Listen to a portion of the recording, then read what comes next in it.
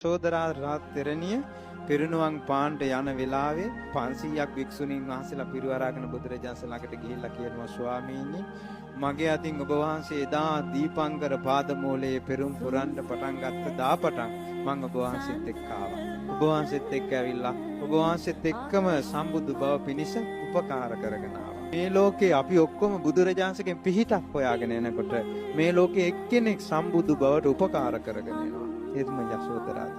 ඒ යසෝදරා උත්තමාවිය සම්බුදු බව පිණිස කියනවා මං ඒ කාලේ වෙස්සන්තර ජාතකයේ ඔබ වහන්සේ දරුවෝ දන් දෙනකොට මාත් ඒ දරුවෝ දන් දුන්නා.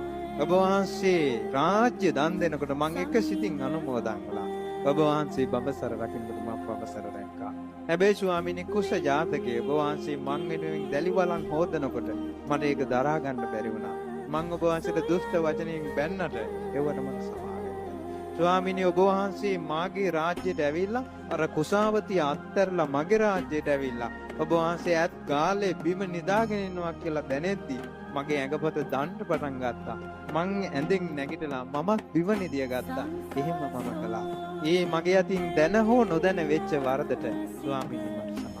ස්වාමීනි කුම්භකාර ජාතකේ ඔබ වහන්සේට නොකියාම මං ඔබ වහන්සේට දරුවා බාර දීලා මං ඔබ වහන්සේට නොකිය පැවිද්දට ගියා. ඒ නොකියා ගියේ එකට මට සමාවෙන්න. කොච්චර බිරිඳක් විදියට සත්පුරුෂ වුණා. ඒ වගේම බන්ධන ජාතකයේදී ඔබ වහන්සේ තපසට යනකොට මාත් ඔබ වහන්සේත් එක්කම ආවා. ඒ කිව්වා යසෝදරාවනි ප්‍රාතිහාර පාන්න කිව්වා. මහා ප්‍රාතිහාර පාලා ওই විදිහට විස්තර කියලා ස්වාමීනි. ඔබ වහන්සේගේ සිතින් කයින් වචනෙන් සංසාරේ පුරාවටත් මගේ අතින් වරදක් වුණා.